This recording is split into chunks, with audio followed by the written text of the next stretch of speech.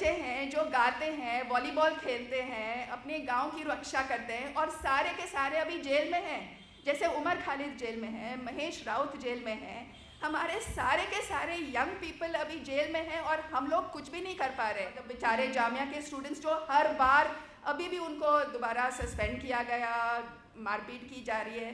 Young people are taking up these issues, और वो इस ऑडियंस में कहाँ हैं सारे?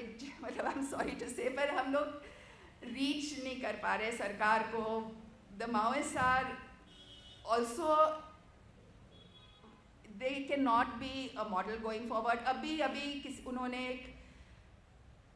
मतलब बिल्कुल जो कॉन्स्टिट्यूशनल बात सब लोग कर रहे हैं, चाहे वो एंटी सीए प्रोटेस्ट हो, या भीमा कोरेगांव के प्रोटेस्ट हो, या पंजाब के फार्मर्स के प्रोटेस्ट हो, ये सारे एक साथ कॉन्स्टिट्यूशन की जो मांग उठा रहे थे, सबके ऊपर भीषण रिप्रेशन हो रहा है। और अभी पिछले साल, अभी या इसी साल ये मूलवासी तो ऐसे बहुत सारे अलग अलग जगहों में ये आंदोलन शुरू हुआ। कई 2 साल, सिलगैर का आंदोलन तो अभी 4 साल होने वाला है, और लगातार लोग गांव से राशन भेजते थे, अलग अलग जैसे फार्मर्स मूवमेंट था वैसे ही था, पर किसी को उसके बारे में ज़्यादा पता नहीं है। बस्तर में हो रहा है, जो आदिवासी इलाकों में हो रहा है, उसके बारे में जितना ही बोला जाए, जितना भी अवेयरनेस स्प्रेड किया जाए, वो कम है। मैं हिमांशु जी से सहमत नहीं हूँ कि ये जंग फैलने वाली है। जो कैपिटलिज्म की जंग तो ऑलरेडी फैल गई है।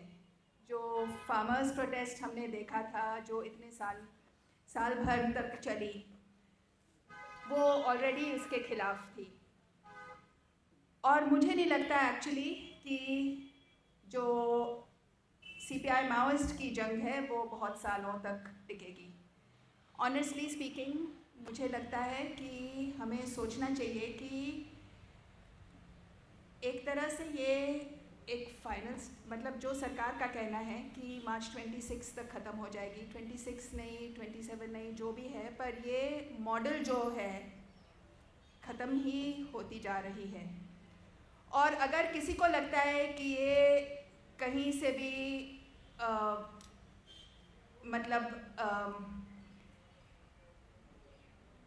ये बहुत लोगों के खून पर भारी है, और हमें सोचना चाहिए कि अभी इस मौके में, इस हालात में हमारी सिविल सोसाइटी की क्या जिम्मेदारी है। ये नहीं सिर्फ कि आदिवासी रेजिस्ट कर रहे हैं तो उनकी रेजिस्टेंस को हम सेलिब्रेट करके हम लोग उनके कंधे पर सब कुछ छोड़ दें। पिछले साल में तो एक्चुअली जो हम देख रहे हैं, 2005 से लेकर अभी तक कम से कम 4-5 फेजेस हुए हैं। एक तो 2005 से 2007 जब सलवा जुलूम अपनी पीक पर था, गांव, जैसे हिमांशु ने बोला कि गांव जलाए जा रहे थे, लोग मतलब बिल्कुल मतलब ऐसे मारे जा रहे थे, उनके लाशें जंगल में छोड़ के,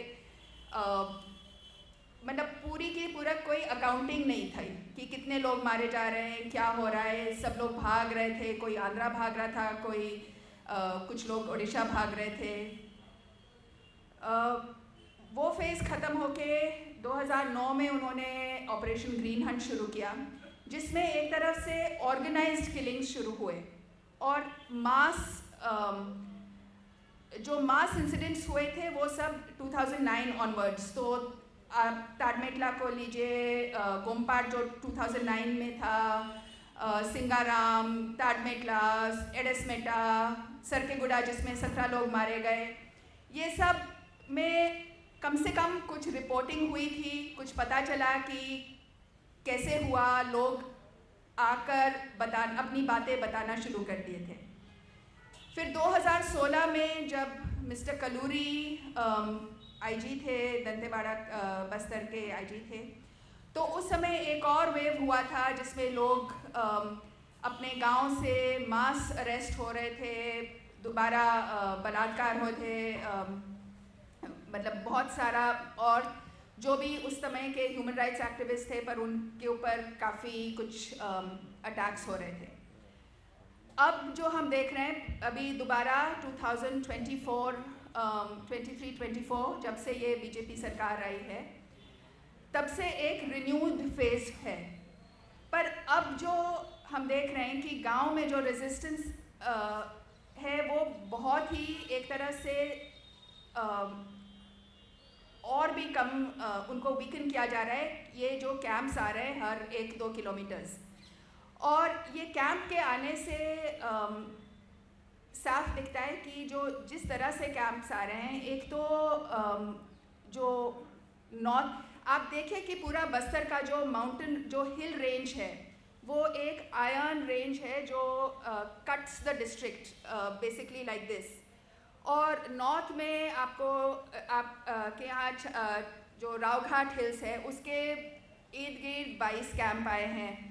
फर्दर साउथ जैसे आप दंतेवाड़ा की तरफ आते हैं तो डिपॉजिट 13 बात हो रही थी कि वो अदानी को दिया जाएगा। अब वहाँ भी एक रोड बनाया जा रहा है सीधा साउथ, जिसमें बहुत सारे कैंप्स आ गए हैं। और आप सब ने सुना होगा जो मुकेश चंद्राकर जो जर्नलिस्ट बीजापुर के जर्नलिस्ट थे, उनकी जो मर्डर के बारे में, यहाँ किसने नहीं सुना उसके बारे में? जिस तरह उसकी मर्डर हुई थी उसको क्योंकि उसने रोड करप्शन को एक्सपोज किया था, उसको सेप्टिक टैंक में डालकर सेप्टिक टैंक को बंद करके उसको मतलब पूरी तरह उसके बॉडी के ऊपर मतलब छिपाने की कोशिश जो की थी।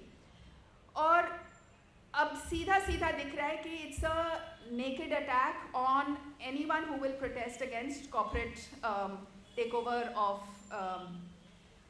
The region. 2016 में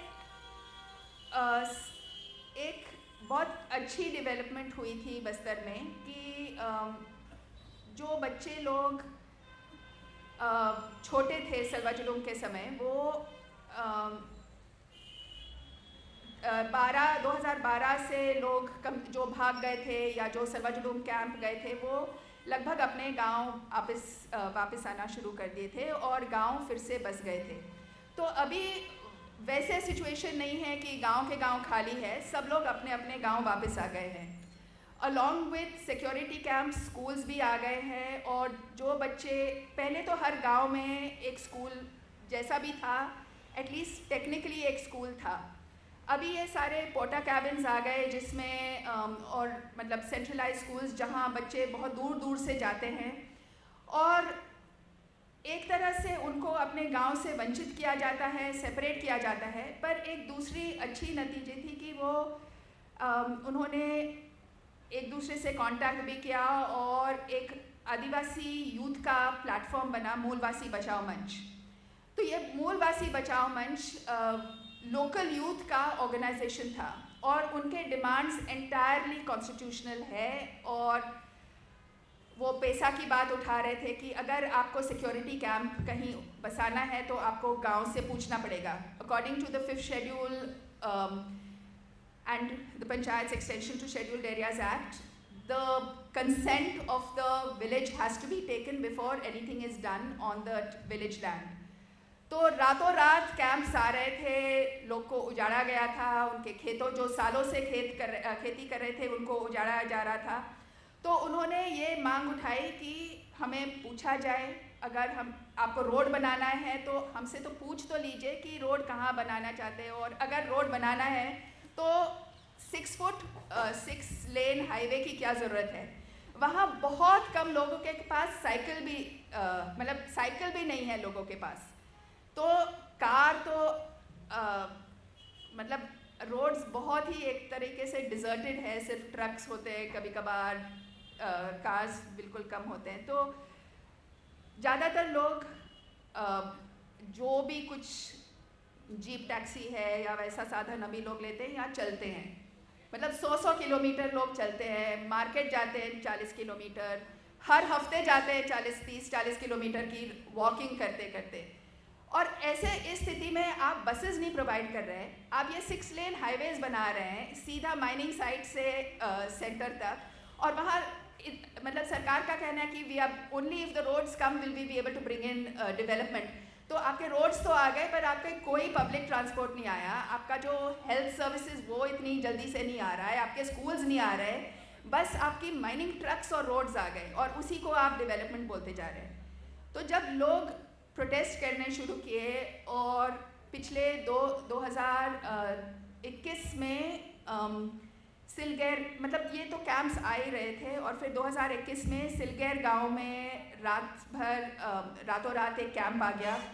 जब गांव वाले पूछने गए कि ये कैंप कैसे आया, तो मतलब 10-15 दिन उन्होंने डेमोन्स्ट्रेशन किया, और फिर फाइनली एक दिन पुलिस सीआरपीएफ ने फायर खोला और 4 लोग मारे गए, 3 लोग को सीधा साधा शूट किया गया, एक गर्भवती महिलाएं थी जो स्टैम्पीड में मर गई। और ये सिलगैर आंदोलन शुरू हुआ और उनके डिमांड्स थे कि जहाँ भी लोग को ऐसे एक्स्ट्रा जुडिशियल किलिंग्स में मारे जा रहे हैं या इस टाइप के कैंप्स आ रहे हैं तो पैसा को ऑब्जर्व किया जाए, लोगों को कंपनसेशन मिला जाए।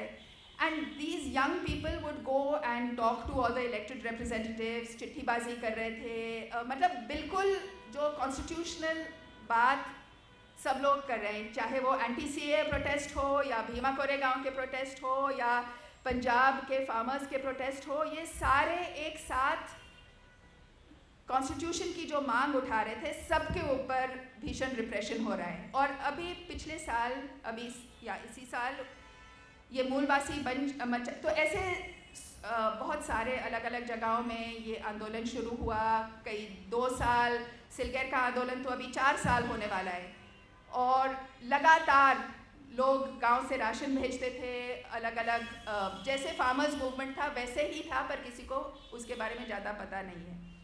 तो इस साल मूलवासी बचाओ मंच को इलीगल डिक्लेयर किया गया है, and that too not even illegal for any other reason, illegal for protesting against the state. Since when has raising the constitution, raising your your absolutely legal rights become an act of illegality? तो मूलवासी बचाओ मंच को has been declared a banned organization. Its young leader Raghu Midiyami, जो 24 साल का है, जो college में पढ़ रहा था, और आप रघु भी आया हुआ है दिल्ली अपनी बात रखने के लिए, शायद आप लोग में से कई लोग ने रघु से मुलाकात किया होगा। आप रघु को देखेंगे तो he lisps, he's a young thin man, जो मतलब he's the most unlikely terrorist type that anyone, he is in jail right now. Sunita Pottam, who was important in Sarkeguda, exposing the killing of 17 people, she is in jail. Suresh is in jail. Suresh, who taught me how to use my phone for, because he was more technically aware than I was. ये young बच्चे हैं जो गाते हैं, volleyball खेलते हैं, अपने गांव की रक्षा करते हैं, और सारे के सारे अभी जेल में हैं। जैसे उमर खालिद जेल में है, महेश राउत जेल में है, हमारे सारे के सारे यंग पीपल अभी जेल में हैं, और हम लोग कुछ भी नहीं कर पा रहे। हम लोग ऐसे मीटिंग्स कर रहे हैं, पर I think we have to think कि militancy is not just about, it's not about going underground. It's not, militancy is what we can do to actually have a voice. और मुझे लगता है कि we have not been militant enough in asserting our, people have been, but हमको सोचना पड़ेगा कि it's not enough to leave it to the मूलवासी बचाओ मंच or to leave it to the Bhima Koregaon people और the बेचारे जामिया के स्टूडेंट्स जो हर बार अभी भी उनको दोबारा सस्पेंड किया गया, मारपीट की जा रही है। Young people are taking up these issues, और वो इस ऑडियंस में कहाँ हैं सारे, मतलब आई एम सॉरी टू से, पर हम लोग रीच नहीं कर पा रहे सरकार को। The Maoist are also, they can not be a model going forward. अभी उन्होंने मतलब they have also been carrying out extra judicial killings, गाँव में लोगों को ऐसे शक पर मारना। तो there is enough to bloodshed, enough to the suppression of democratic rights, और हम सबको सोचना पड़ेगा